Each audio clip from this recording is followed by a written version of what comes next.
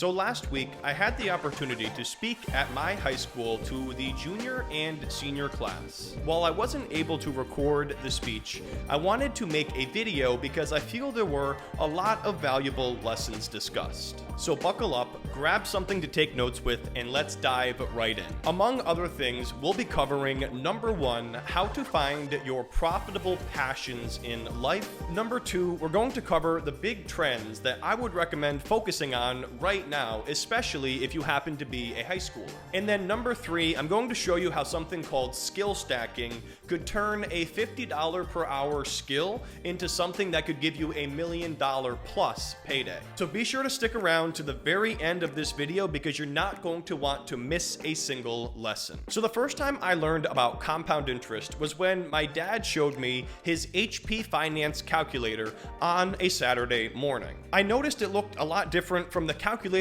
I was using at school, and I asked him, what exactly does that calculator do? Well, with that calculator, he showed me how very small amounts of money invested could grow into massive sums of wealth built up over time. And the best way to understand compound interest is to compare the difference between investing your money versus saving your money. Let's say you saved $100 per month from age 18 to age 50 in a traditional savings account. Well, the principal or dollar amount that you would have saved up just in terms of your deposits would be $38,400 over the course of 32 years. But what if you were to invest that money instead? So if you invested $100 per month into the S&P 500, which is essentially the stock market, during that same time frame, rather than just putting it in the bank, how much money would you have at the end of those 32 years? So based on a 10.7% average annual return from the S&P 500, you would end up with $278,867.42. So the gist of this lesson here is that earning simple interest and just saving your money in the bank is not going to be a way to build up a significant amount of wealth. Instead, investing small amounts of money over a very long time horizon can generate massive returns because of compound interest, which is essentially your investment's ability to earn future returns from past returns that were already generated. Check out my affiliate partner M1 Finance to start an automated investment portfolio today.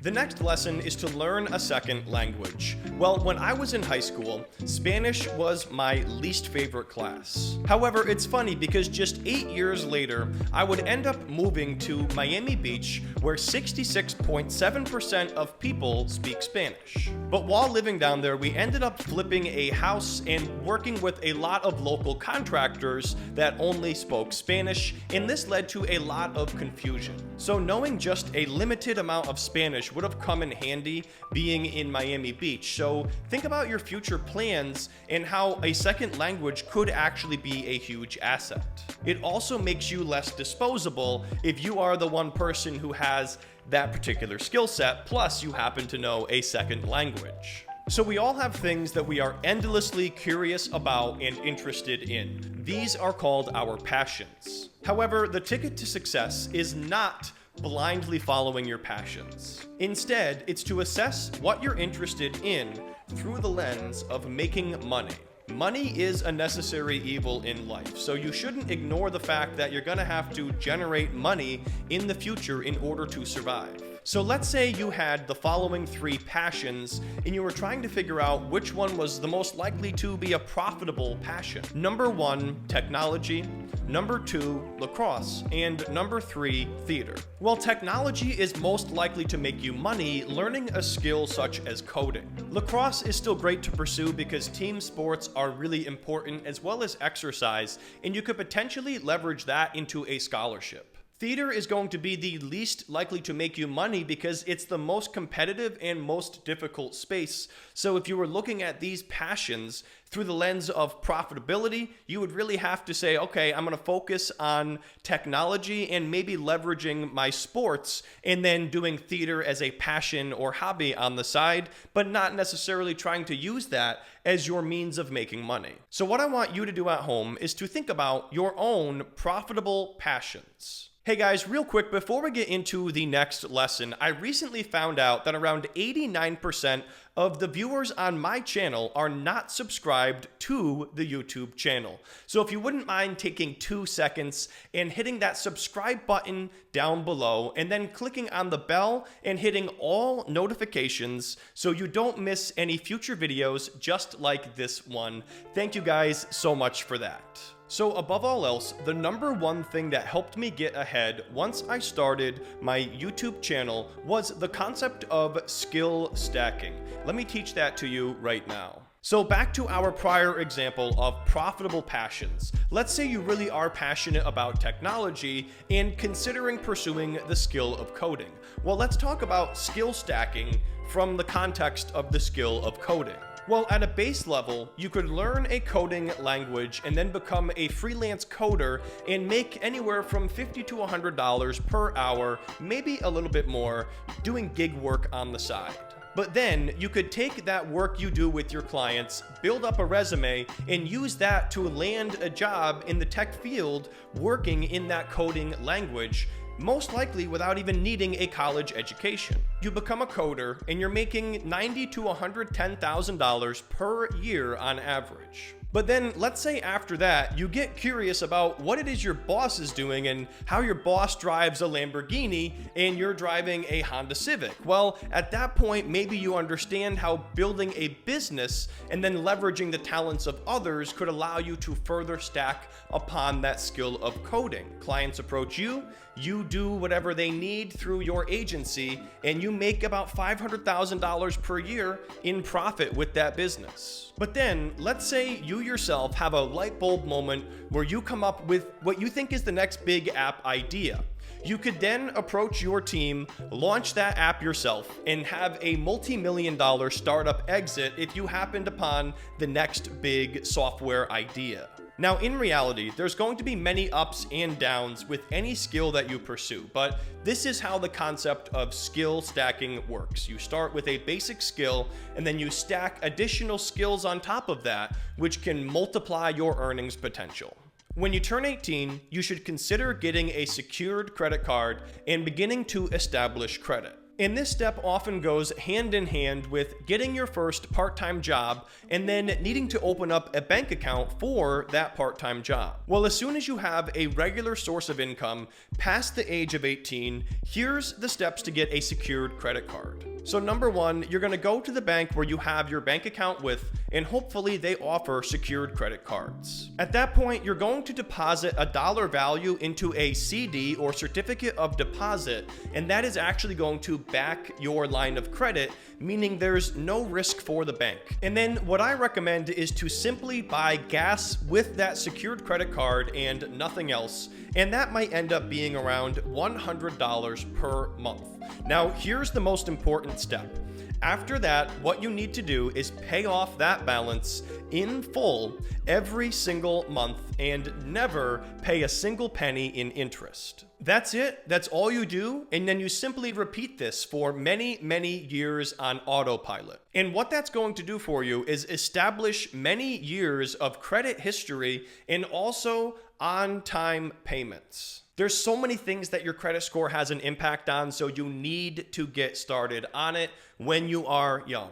Now, I don't recommend going out and buying a house, but what I recommend doing instead is to consider the strategy of house hacking with a multi-family property. When I was 24, I made my first real estate purchase, which was a 3-unit property in my hometown, and I utilized something called the FHA loan. And the only way I was able to do this, especially at a young age, was because I had a really solid credit score and about 8 years of credit history. But regardless of the PMI that I was paying, house hacking was still a great strategy financially. So let me cover the steps now for the strategy of house hacking. So what you want to do is find a rental property out there where you yourself would live in one of those units for at least 1 year, but you probably want to consider 2 or more. And then if you don't have a big pile of cash, but you happen to have good credit, you can utilize that FHA loan to essentially secure that property with a very small small down payment. And at this point, you would aim to live in one of those units and have most of that mortgage covered from the rental income generated in the other units. So let's say, for example, you have a $3,000 monthly mortgage, but you have $2,250 in monthly rents coming in. Well, your cost on that mortgage is going to be just $750 per month. So I have a question for you. Yes, you watching this video. I want you to leave me a comment down below with the amount you're paying for rent or mortgage and what city you live in. And then below that, I want you to simply cut that number in half and write it out below it. Simply imagine what you would be able to do with that amount of money every single month, whether it's a vacation or investing or whatever it may be. That is the true power of house hacking. Even if it doesn't completely eliminate your monthly housing cost, just cutting it in half can have a huge impact on your life. So lesson number 4 on the list is to understand trends and how to use them. When I realized that I didn't want to pursue the electrical field as a lifelong career, I looked around me for a means of escape. But the thing is, I wasn't just taking a shot in the dark with my YouTube videos. I had noticed a number of smaller finance channels getting a lot of views on their content during that same time frame. So I attribute a lot of my success to having been able to have spotted that trend early on, coming across channels like Jack Chappell and of course Jeremy from Financial Education. And so I simply followed in their footsteps, piggybacking off of this existing demand that they had established was there. It's important to understand, however, that content creation, especially YouTube, is not the trend that I would recommend hopping on in 2023. So what you should aim to do instead is to find the next trend. So here's 2 trends I would personally recommend paying attention to in the next 12 to 18 months. Number 1 is AI content, or artificial intelligence generated content, which is essentially content being created by a robot or computer. So ChatGPT pretty much broke the internet about a week and a half ago with their AI chatbot that is really, really good at responding to many different types of queries. That technology is only going to get better with time, and there's going to be completely new industries that pop up related to this AI generated content. And so one potential opportunity could be bringing AI customer service to your particular industry. The second trend I would recommend paying attention to is cryptocurrency, but more so blockchain technology. We've seen cryptocurrency go through many boom and bust cycles as an asset class, but every single year the technology is only improving or at least having a longer proof of concept. So I would personally recommend learning more about the blockchain and cryptocurrency space and maybe figure out a simple consulting or solutions type company. For example, maybe your company shows small businesses how to accept cryptocurrency payments. That could be one example of a business in that industry. All right, so lesson number 3 on the list here is to plug into the gig economy. And it's interesting because just 10 years ago when I was in high school, many people were still of the belief that you would go to high school and then go to college and then find your lifelong career where you would then work for the next 30, 40, maybe 50 years. In recent years, it's become apparent that there's a totally different set of options out there for those who don't like that traditional fit of the workforce. And one of the most popular is this gig economy. And so what you would essentially be doing is tapping into this existing network of people leveraging talents of others online, and you would be marketing yourself online and then performing skills for others in a totally online manner without any in-person interaction. So of course you will need to learn a digital skill, but a few that work well for this include photography as well as graphic design and computer programming, but these are all services you can render to clients fully from the internet wherever you are in the world.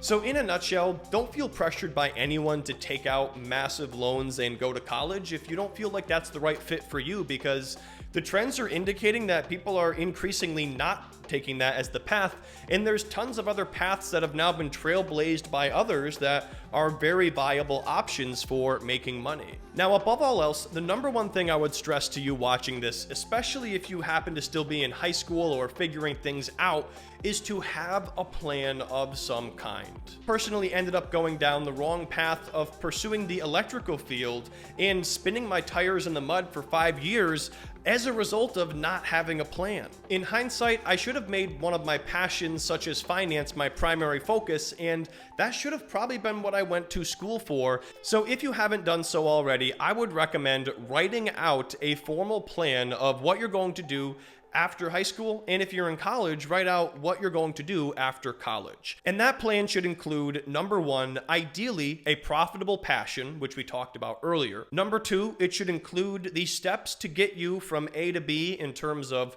where you are today and then where you are looking to get. And then number three, it needs to include a cost summary, because costs are a necessary evil, just as money is, and you have to understand if it's realistic or not to, finance your potential dream that you're looking to go after. Lesson number one here is to use boredom as a tool. You see, during my years of high school, above all else, I found myself feeling chronically bored, but it was based on how I lived my life. I didn't really pursue school very seriously, didn't do any outside sports or activities, and I mostly just sat around, watched TV, and played video games. Well, looking back now, I really wish I could just go back in time and grab my former self and shake him and say, what are you doing sitting there wasting your childhood and teenagehood just sitting there on the couch playing video games? And so instead of just letting life pass by, I would recommend interacting with it and going out and doing something. For me, what this was in high school was getting a part-time job, and that led to a lot of happiness, actually, and a sense of purpose and meaning that I wasn't really gaining from my school life. However, that was 10 years ago, and today the doors are literally wide open. So instead of going out and just getting a part-time job, I encourage you to go a lot bigger. Number one, start a side hustle. These often turn into legitimate businesses, and that could be what you do after high school. Number two, consider joining a team sport, because you'll learn a ton of team building skills, and you could potentially get a scholarship in the process, and you can stay in really good shape. Number three, consider learning a new skill, in particular a digital skill where you can fully learn it for free on the internet. And then number four, just consider focusing overall on the category of self-improvement. Now, if you are looking to take the idea of starting a side hustle a bit more seriously, From Side Hustle to Main Hustle to Millionaire is a step-by-step on how to find, launch, and grow your very own side hustle. Plus, if you grab a copy, you'll get access to the members-only Discord, where you can communicate with me and other side hustlers in the community. So be sure to visit sidehustlebook.info to grab a copy today, or simply search for Ryan Scribner over on Amazon. Thanks again for tuning in, and if you made it to the very end, leave me a comment down below with your number one life lesson that you have learned so far, as I would love to learn more about life in general from you, the viewer. Thanks for tuning in, and I will see you in the next video.